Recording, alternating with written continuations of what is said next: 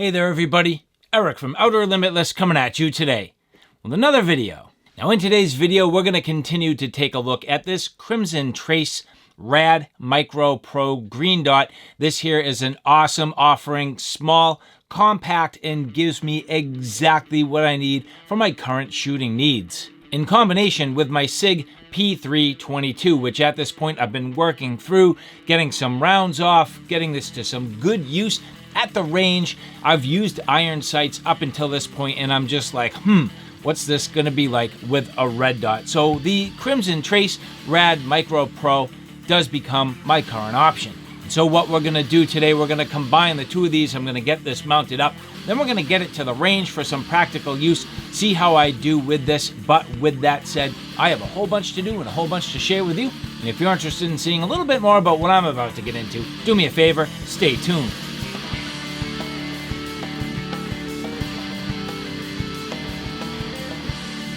And so as we get into the details here, again, my SIG P322. Now at this point, I've been leveraging the iron sights, swapping out now for the red dot. So this will be interesting to see how everything goes. The nice thing about the 322, this is already optics ready, so the slide is cut and ready to go. Now this does have the exact same footprint that I need for the Crimson Trace RAD Micro Pro, which is awesome. So whether you call it the J point or the Shield RMS footprint, this should work well for me. Now I'm gonna premise this entire thing by saying you do need to be pretty careful when you get into mounting optics.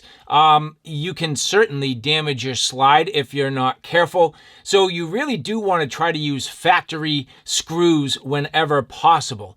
Now, I have to go through my SIG documentation here to get some details, but I can tell you already, as I take a look at it, my SIG documentation literally lends nothing to aid in my ability to understand exactly what to do. So the way I'm going to approach this, keeping in mind the fact that the Crimson Trace red dots do come with a plethora of screws, but I'm going to see and make the judgment whether or not I actually want to use my factory screws that are holding down my rear sights. So that's going to be the first consideration. As I get into this here, I have it so that it's going to track my peak torque, and right away, I mean, this is not even torqued on at all. So that's just sad.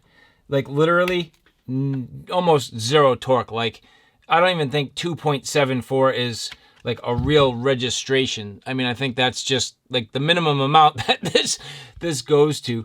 So, I mean, that's the first thing. This was barely torqued on, and that is just not going to do it when it comes down to optics. So I'm gonna have to get some understanding of what torque values might make sense and go from there. Now, as we take a look at the screws that came off of the factory rear sight, you can see very small and very fine threads. And as I take a look at what came with the Crimson Trace, a number of different offerings, but these here are actually perfect, where they're the same exact thread pattern, but they have a nice beefy collar.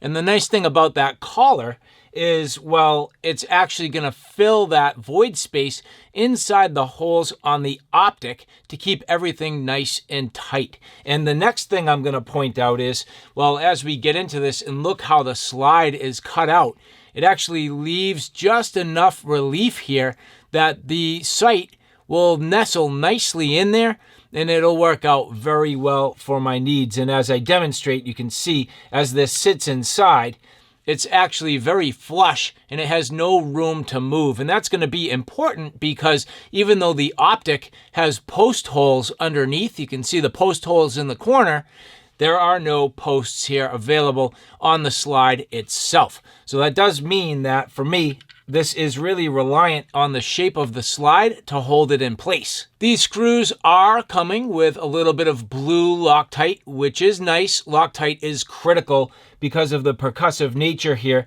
And as we get these into place, I'm basically going to set these in and then thread them down into place. Going easy by hand and just getting everything started. Again, I'm not going to torque these down. And in fact, right away I can tell you, these have a different size head than my factory screws did in the first place. And so as I start to get this into place, there is a little left to right and forward to back motion if you're not careful. So I'm basically, and you know, for lack of anything better, basically just going to square this up by feel to the best of my ability. Now at this point I do have the appropriate sized bit, which here I am using a 3/32 bit.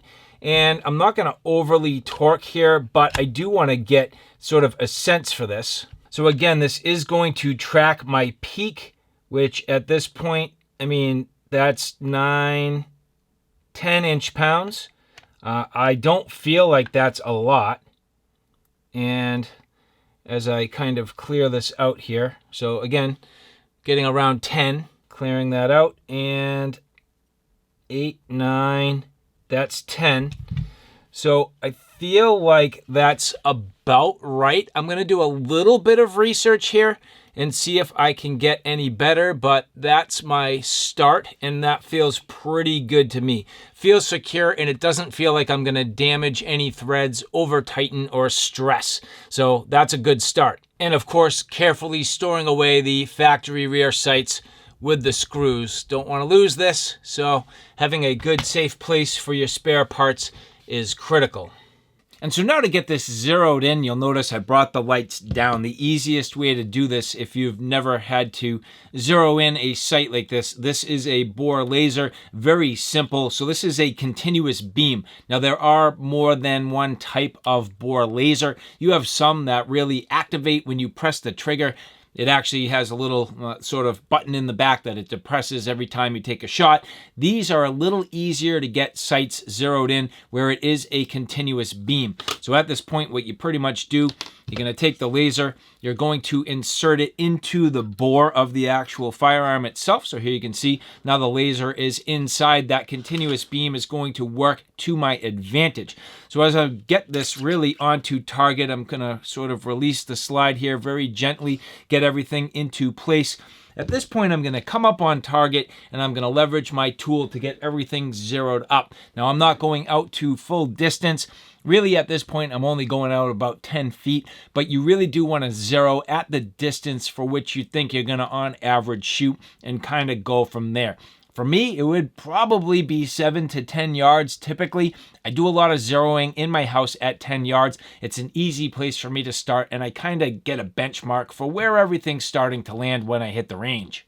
So as I look through the sight, I can see the red dot of the Bohr laser and the green dot of the sight itself. The green dot is high and to the left, which means my actual shot would be low and to the right. So I need to bring my shot up and I need to bring my shot left, which means when I get on the elevation and windage adjustments, the way I remember it is left means bring your shot left. Up means bring your shot up. So on my windage adjustment, right is clockwise, left is counterclockwise. I'm going to take a look and I'm going to try to get my windage adjustment by turning this to the left, which was very simple. Simply turning this to the left brought my shot now in alignment. So in other words, pretty much what's happening is it's technically pushing the green dot to the right. Now, this does not have audible clicks. That's the first thing I'm going to say. No audible clicks on this. It's kind of fluid, but at the same time, it's not graduated. There's no audible click. You pretty much just continuously turn this until everything is in alignment. Which now on my elevation, I need to go up. Again, the red dot is low, meaning my shot is low. I need to bring my shot up, so I'm going to twist it clockwise, which is up.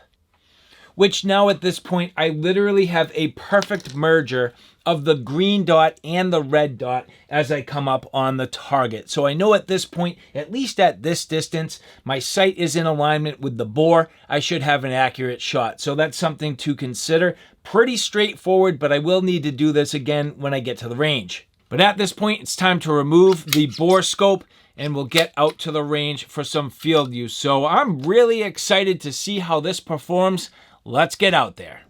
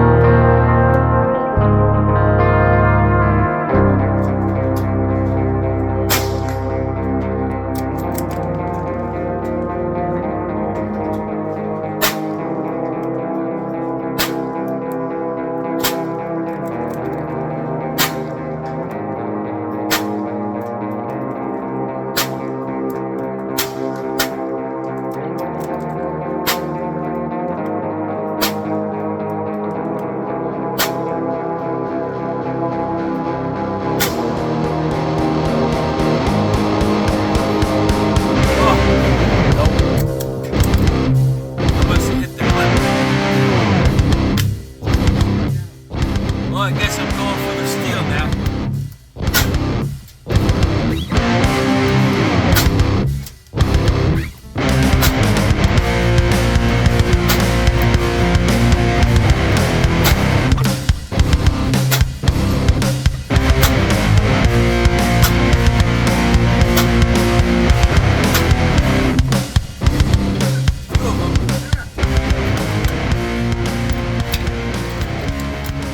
Yeah, I had 100.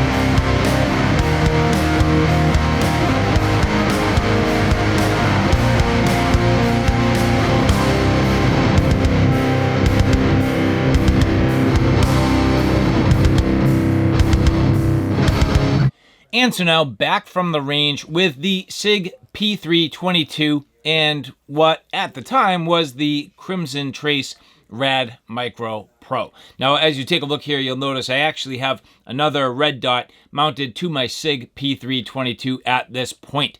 I'm continuing to move forward with my channel. I'm continuing to go through different iterations, testing other gear, and you will see this here being an X-Glow red dot optic. This will be a future review. But that just goes to show that the SIG P322 is definitely a quality option for an optic. Now, you do need to be a little bit careful with which one you choose. And the reason why I say that is you do have to remove your rear sight. That is kind of a deficiency in this particular design, but at the same time, if you pick the right optic with sort of a notch or the ability to see through to your front sight, you should be able to leverage your iron sights. And in my particular case, I absolutely was. So the overall field use experience, very, very successful. The SIG P322 in combination with a micro optic, awesome. It works very well. It's easy to see.